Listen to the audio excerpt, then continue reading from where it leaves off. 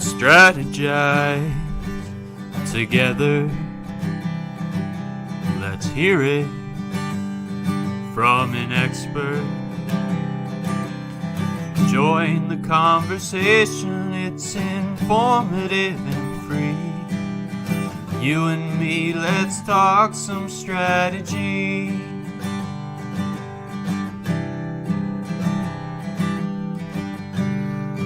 Now here's your host, Morin-van.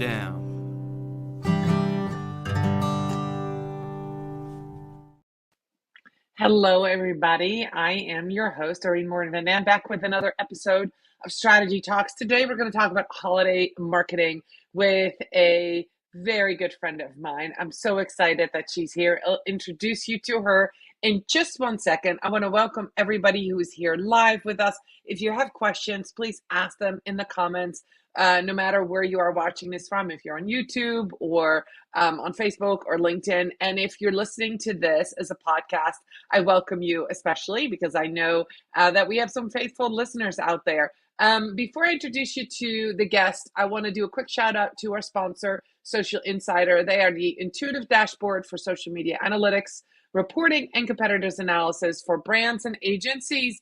If you need data, you need Social Insider. So without much further ado, I'm going to bring on stage with me my friend, Deb Laflamme. How are you, Deb? Good morning. I'm well. How are you? Good. I'm so excited that you are here. We have been friends for quite a long time. And if any of you remember the time of Blob, we were doing a weekly show on there. And it was so fun. It was like the pre-live streaming, really, maybe the start of the live streaming that we were doing. And I don't remember what platforms we were going live. Maybe we were just on Blab. Maybe it wasn't going to anywhere else yet. Maybe that's what it was. Those were the days. Well, I think what we did do was we repurposed it and put it on other platforms, didn't we? Oh, yes, we did. Innovative back in the day. All right.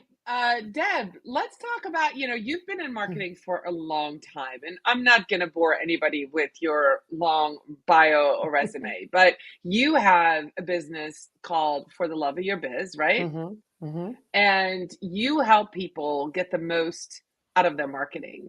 Yeah. And you have an active community, you do coaching. So last minute holiday content, it's almost an oxymoron. Yeah. Right? Because when should people start thinking about holiday content? Well, I mean, to be honest, any type of strategy would require you to plan ahead. And that means before the day of, let's be honest, right? But we know that small business owners, even mid-sized business owners that don't have a robust marketing team of content creators at their disposal, they're often thinking of ideas, and I would say last minute, meaning like within the season, right? So my best advice would be, honestly, if you want to do a holiday promotion next year, let's just plan ahead. So I would say go to your calendar right now, block some time in August. Yes, August, to actually prep and plan the idea of the holiday promotion. And then reverse engineer it. When's it going to go live? How many emails are you going to be sending? What kind of content? I will tell you, it will be the most successful holiday promotion you have ever run. So if you are in the season, you're probably too late. But what I want to say about that, Morin, you'll love this, is because we are businesses that are run by us, if you get an idea and you think it's great, you don't have to ask anyone's permission. Go ahead and run the promo.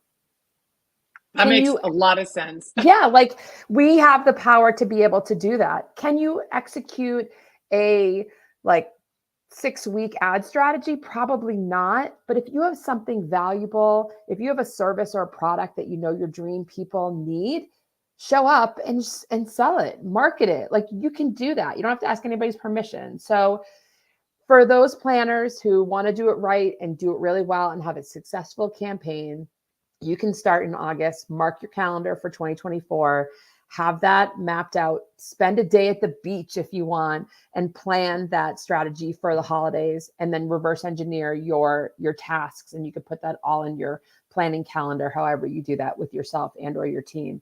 But otherwise, like it's not really too late. Like, yeah, Christmas morning, no one's going to be online. But a couple days before Christmas, if you make it really easy for me to buy what I'm looking for or to hire you, very good chance that your dream client, if you've been visible, will say yes. That's a really, really good point. Let's talk real quick about paid advertising. Right now, paid is super expensive, right? If you're running ads of any kind, you already know that.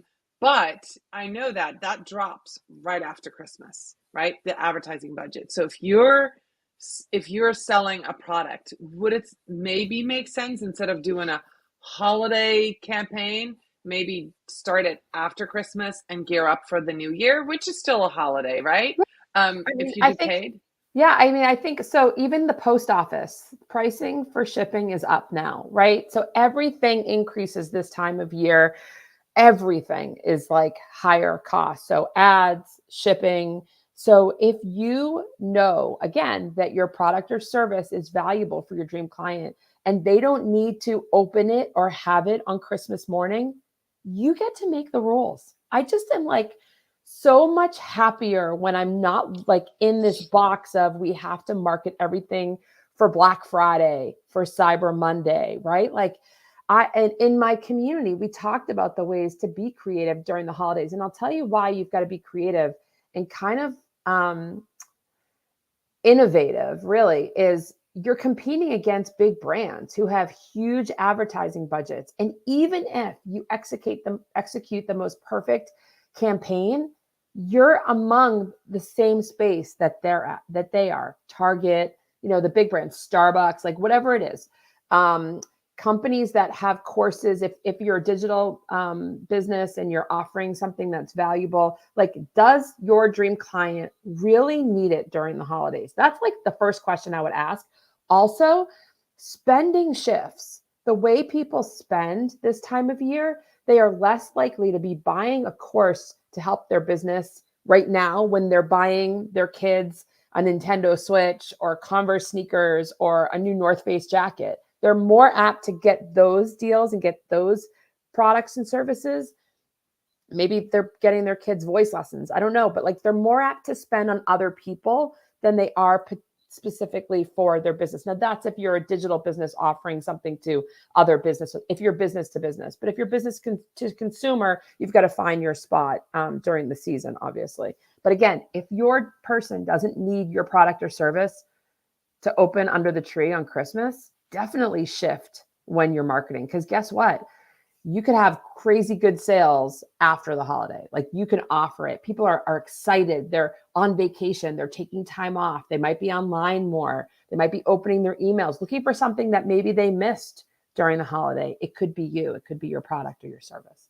That's really good advice. I love that. So let's talk about creating a campaign. Say you have an idea. I've seen people be creative with the elf on the shelf or pictures or charity, is there something that works? Is it graphics? Is it images? Is it video?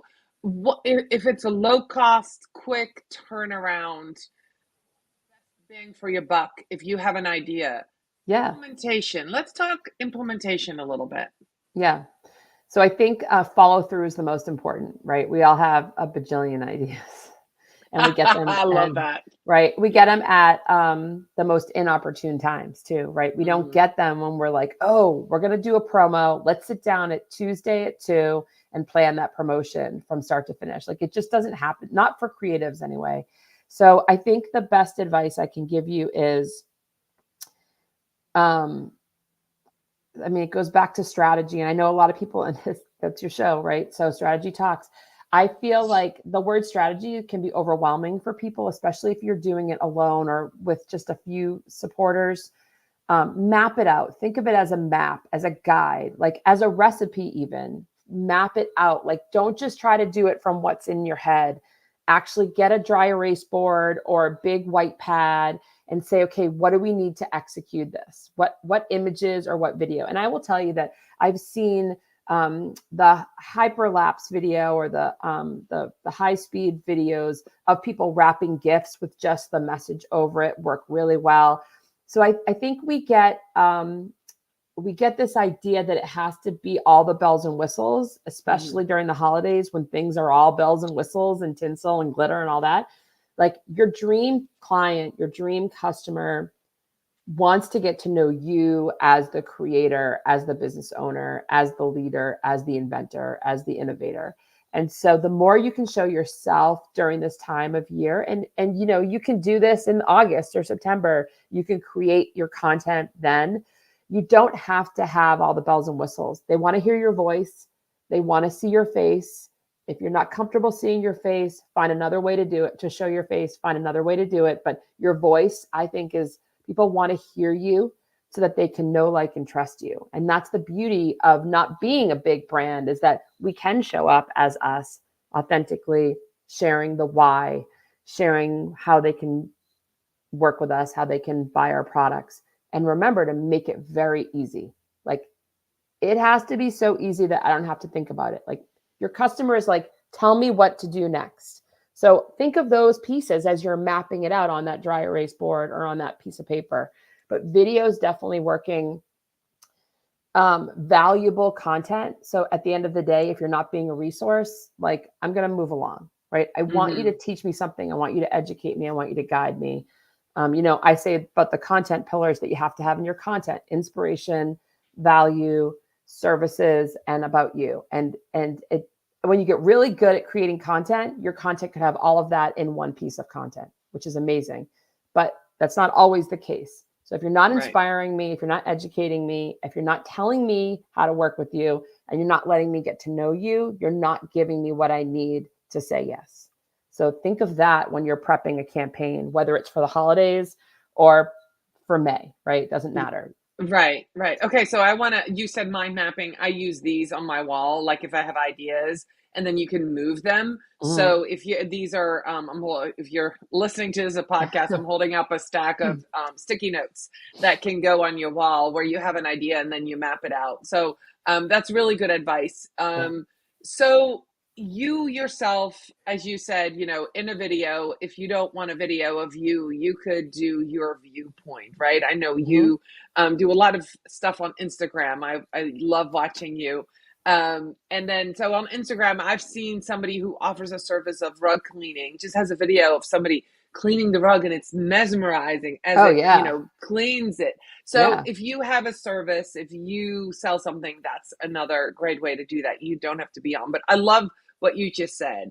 Put your voice on there, because then people start recognizing you. Yeah, because That's like a really good example is, you know, there's all these audio filters now. There's like that voice that kind of sounds like an elf, and then there's a female voice that you can clip over. Like, guess what happens when you might think that that's good because it's what everyone else is doing, but guess what? Now you sound like everybody else. So this is beyond just your copy. This is now you actually sound like, and you're not differentiating yourself. It's not you, it's not your authentic voice. And so that's the problem, in my opinion, with all the trends and all these filters and all these things that we can pick up on, is you're not making your mark. So your voice, like I at the time of this recording, I'm like set day 6 of laryngitis. This is like the end. I literally had no voice last week. I had to do a workshop and I was like, this is it. Like, this is me. This is my voice. I have laryngitis. Like, people are like, wow, like, listen to Deb. She sounds so different. But guess why? Because they know what my voice sounds like, because they hear me, they see me. And like, if I have 10 reels on Instagram, I would say 8 of them are my voice and maybe 2 are audio clips, because I know as a consumer, I want to hear who I'm buying from or who I'm hiring. right. It's really great. A marketer, we cannot forget to think as a consumer, our Right. ideal client. Right. So let's talk a little bit about that engagement. So now you have a campaign, you put stuff out there, you're on Yeah. social.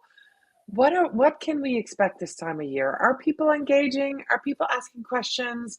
Do people just want to served up a bunch of stuff, or are you still seeing people have conversations? Are they online more or less? Great questions. And actually these questions are applicable every time, every month of the year, right? Because we're always wondering, what's the point?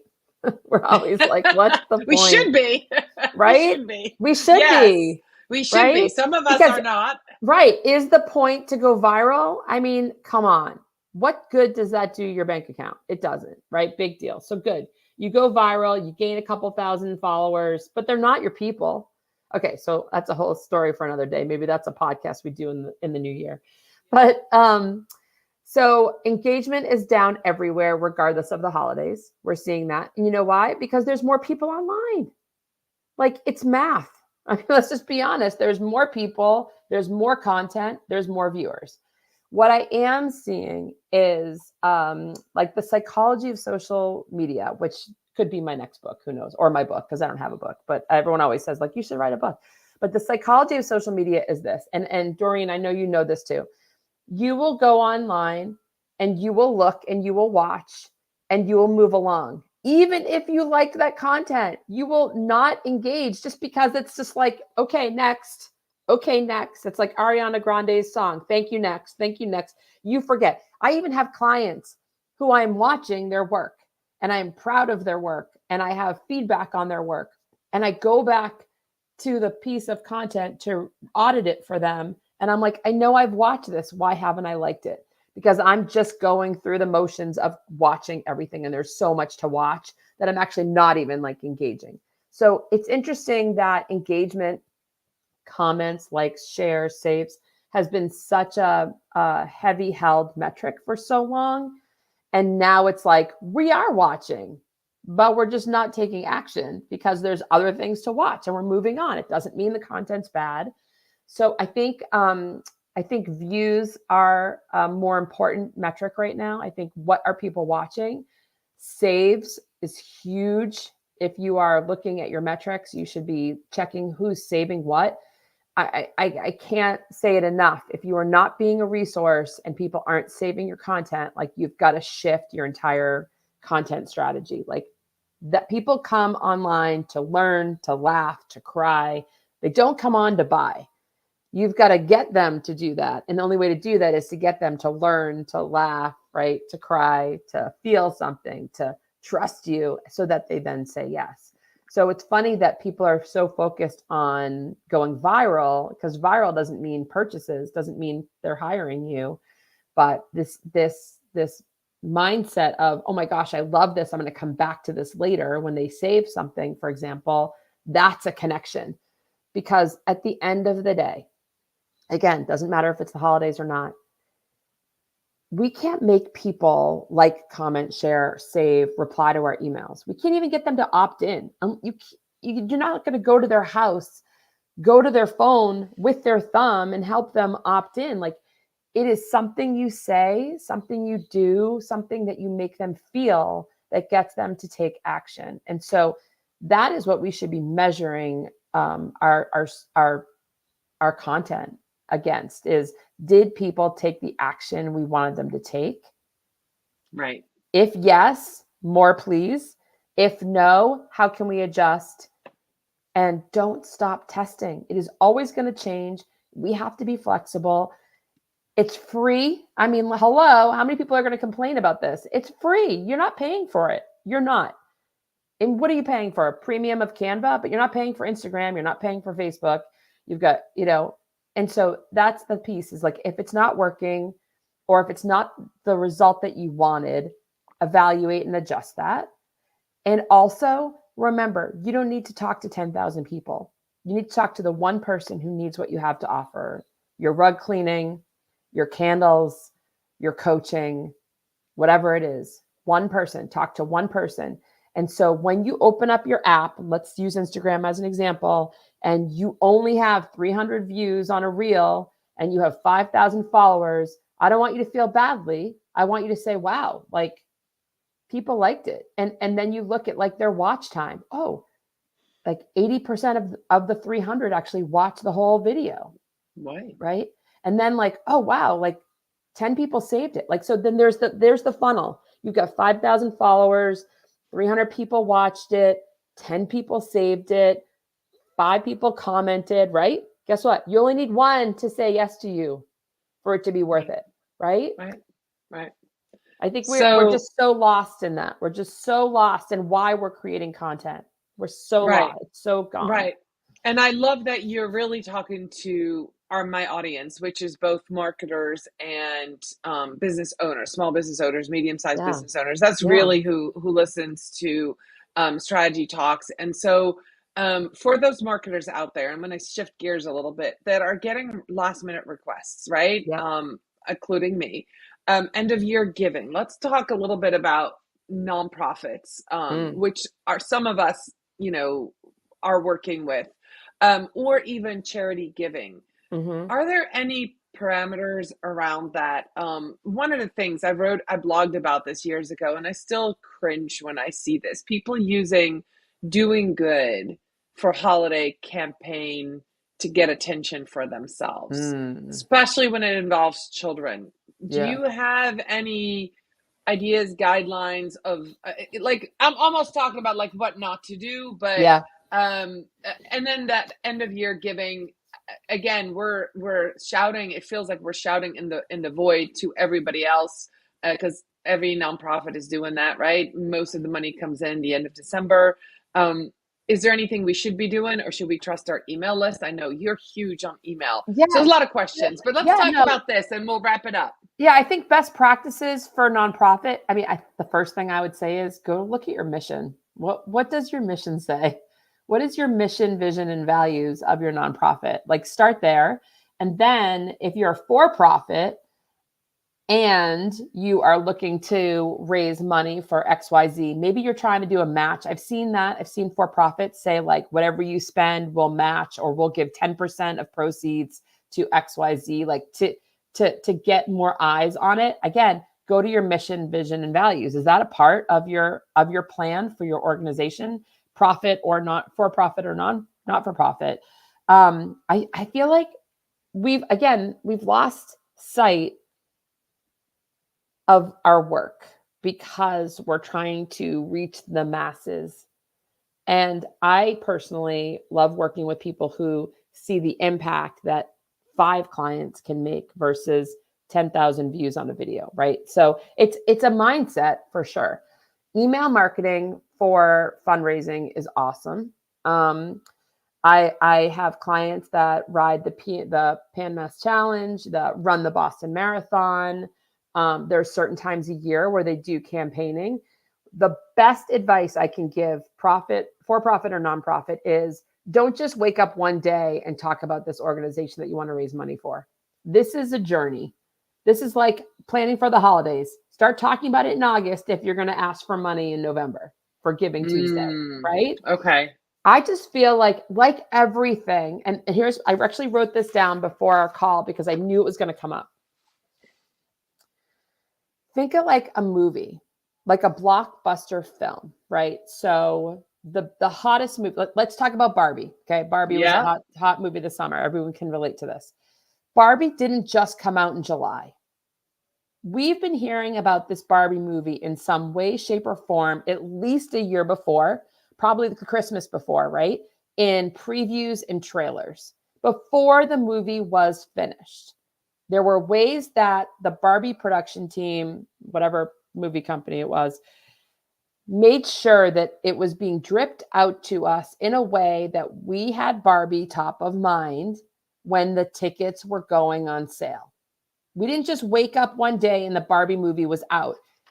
Same thing with, like, let's do Taylor Swift concert, right? The Eras Tour.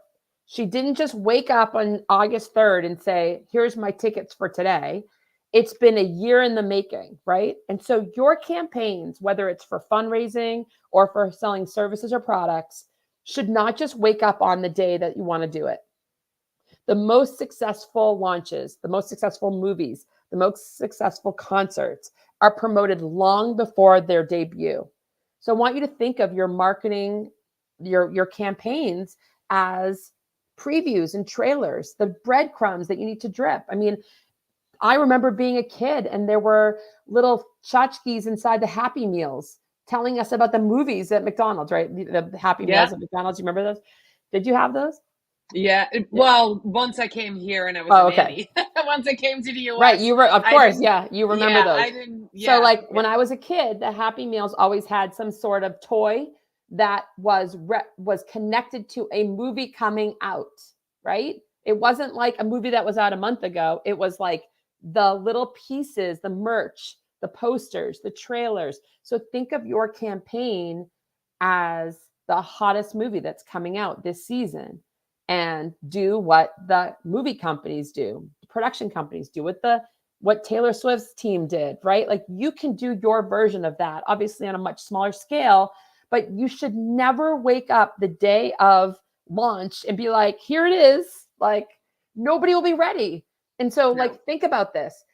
If you launch your film that day and you're behind the curtain and you open up the curtain, there will be an empty theater. There will not be one person there.